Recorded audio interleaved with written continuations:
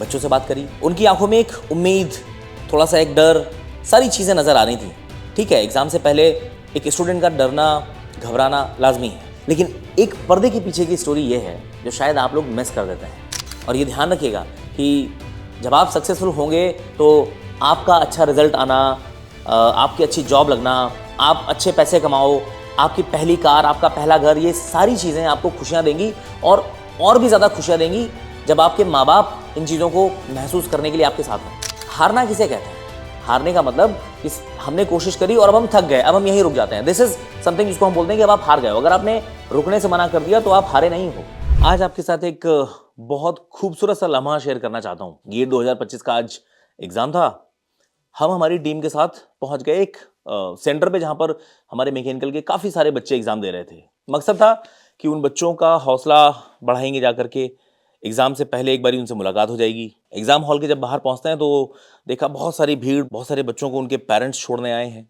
कुछ लोग अपनी मदर्स के साथ आए हैं, कुछ लोगों के पूरी फैमिली उनको छोड़ने आई है, माँ बाप, कोई छोटा भाई बहन है तो वो भी आया है साथ में, कि हम आखिरी मोमेंट पे जाके भैया को गुड लक बोल देंगे।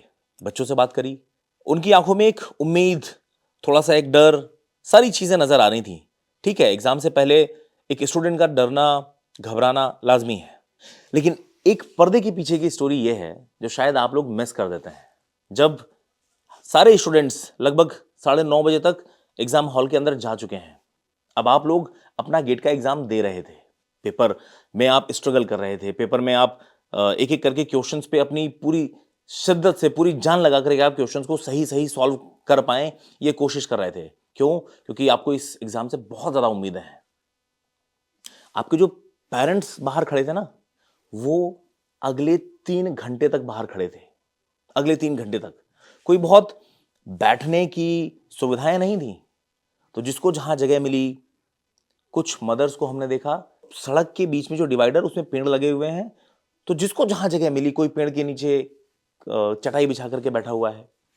पार्किंग में बाइक्स खड़ी हैं, तो कुछ पेरेंट्स अपनी अपनी बाइक के पास ही खड़े हैं, बैठे हैं।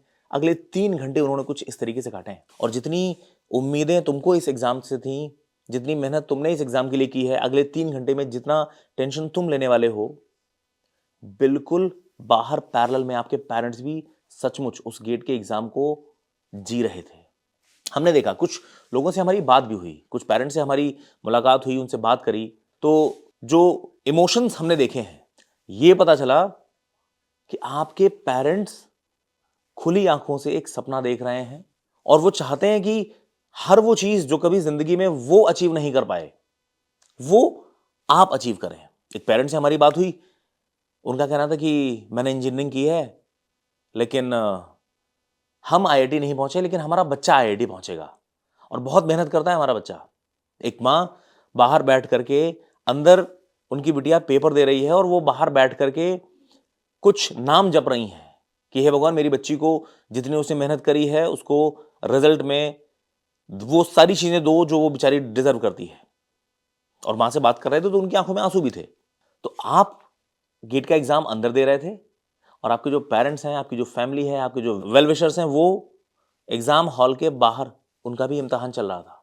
और शायद ये चीज आप लोग मिस कर देते हैं कि ठीक है, आप तो एग्जाम हॉल के अंदर चले गए, आपको लग रहा है कि नहीं नहीं, पापा तो बस बाहर वेट कर रहे हैं और वो 3 घंटे चाय वाय पी के किसी तरीके से 3 घंटे काटेंगे, वो बस वेट कर रहे हैं हमारा। नहीं, उनका भी एग्जाम चल रहा था। और ऐसे में हम अपने बच्चों से यही कहना चाहते हैं कि देखो बेटा, तुम्हारे कंधों पे अब जिम्मेदारियां दोहरी हैं। तुम ये पढ़ाई कर रहे हो, एग्जाम्स दे रहे हो, सक्सेसफुल तुम्हें होना है, इसलिए नहीं कि ये तुम्हारे सपने हैं। अब तुमको अपने माँ बाप के भी सपने पूरे करने हैं। और कई माँ बाप के सपने तो जो अपनी जिंदगी में वो खुद के लिए पूरा नहीं कर पाए, वो चाहते हैं कि हमारा बेटा वो चीजें पूरी करेगा। उनको भी लगता है कि हमने कोशिश करी थी कि हम बहुत सक्सेसफुल हों, वो नहीं हो पाए, तो वो आपसे चाहते हैं, क्योंकि उनकी लाइफ की इस मूवी के हीरो आप हो और वो चाहते हैं कि आप इस चीज को पूरा करें। तो अब आपके कंधों पे जिम्मेदारियां थोड़ी दोहरी हैं। तो एक एक काम करना, आज के बाद पहले तो अगर तुमने अपने पेरेंट्स से ये प्रॉमिस किया है कि आप मुझे इंजीनियरिंग करा दो, मैं अच्छा कुछ करूंगा, पापा एक बार कोचिंग करा दो, मैं गेट का एग्जाम लिखना चाहता हूं, पापा एक बार ड्रॉप ले लें, अब हम कुछ अच्छा करेंगे। तो अगर तुमने प्रॉमिस किया है तो उसको बहुत शिद्दत से पूरा करना। क्यों? क्योंकि तुम्हारे एक एक शब्द ने उनको बहुत बड़ी बड़ी उम्मीदें दी हैं। तुम्हारा बोला हुआ एक एक शब्द उनको बहुत बड़ी उम्मीद दे रहा है और वो उस उम्मीद में जी रहे हैं।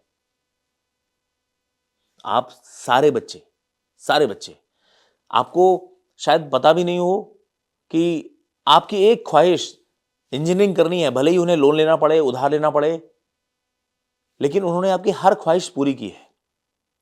और अब आपकी यह जिम्मेदारी बनती है कि आप उन्हें हर वो खुशी दें जो वो चाहते हैं। और ये ध्यान रखिएगा कि जब आप सक्सेसफुल होंगे तो आपका अच्छा रिजल्ट आना, आपकी अच्छी जॉब लगना, आप अच्छे पैसे कमाओ, आपकी पहली कार, आपका पहला घर, ये सारी चीजें आपको खुशियां देंगी और भी ज्यादा खुशियां देंगी जब आपके माँ बाप इन चीजों को महसूस करने के लिए आपके साथ हों। ठीक है? तो ये तो एक जस्ट छोटा सा एग्जाम है। आप में से काफी सारे बच्चे इस एग्जाम में बहुत अच्छा करेंगे, डेफिनेटली करेंगे, उनको कॉन्ग्रेचुलेशंस अभी से। लेकिन आप में से कोई भी बच्चा अगर शायद मां बाप की या अपनी खुद की उम्मीदों पर खरा नहीं उतर पा रहा है तो डरने की कोई बात नहीं है। सिर्फ एक प्रॉमिस करो हमसे कि तुमको कभी अपने मां बाप के सामने ये उनको नहीं बताना कि नहीं नहीं हम हार गए या हम थक गए, क्योंकि इसमें हार जीत जैसा कुछ है ही नहीं ना। हारना किसे कहते हैं? हारने का मतलब कि हमने कोशिश करी और अब हम थक गए, अब हम यहीं रुक जाते हैं। दिस इज समथिंग जिसको हम बोलते हैं कि अब आप हार गए हो। अगर आपने रुकने से मना कर दिया तो आप हारे नहीं हो। और कितना भी आपको दुख हो कि इस पेपर में हमारा सिलेक्शन नहीं हुआ, इस पेपर में हमारे अच्छे नंबर नहीं आए, कभी पेरेंट्स के सामने आप ये मत शो करना कि हमें बहुत दुख है। क्यों? क्योंकि यार तुम उनकी पिक्चर के हीरो हो और हीरो दुखी हो ये किसी को पसंद नहीं आता है। तो आप लोग किसी भी चीज में, आई एम सेइंग किसी भी चीज में, अगर आपको लगता है पढ़ाई नहीं करनी तो आप सीधे सीधे बोल दीजिए कि हमको नहीं करनी पापा पढ़ाई। लेकिन अगर आपने उनसे बोला है कि पापा हमको पढ़ने का मौका दो, हम कुछ अच्छा करेंगे, तो फिर अपने एम को भूलो मत। हमें ये बार बार बताने की जरूरत नहीं पड़े कि बेटा बीटेक करने आप गए हो, पढ़ाई करने आप गए हो, तो मेन एम क्या था। आप उस 4 साल में किसी भी उठ पटांग की चीज पे अपना समय बर्बाद मत करिए। आपका मेन एम सिर्फ इतना होना चाहिए कि आपके माँ बाप हैं, आपकी फैमिली है और उन्हें आपसे बहुत ज्यादा उम्मीदें हैं। कोशिश करिएगा कि आपकी वजह से आपके माँ बाप की आंखों में खुशियां आए। और इस पूरी दुनिया में इससे ज्यादा कोई चीज आपको खुशी नहीं देगी, कोई चीज आपको खुशी नहीं देगी। सिर्फ एक चीज कि आपके किसी एक काम की वजह से आपके पेरेंट्स प्राउड फील कर रहे हैं। And believe my words, mark my words, it works.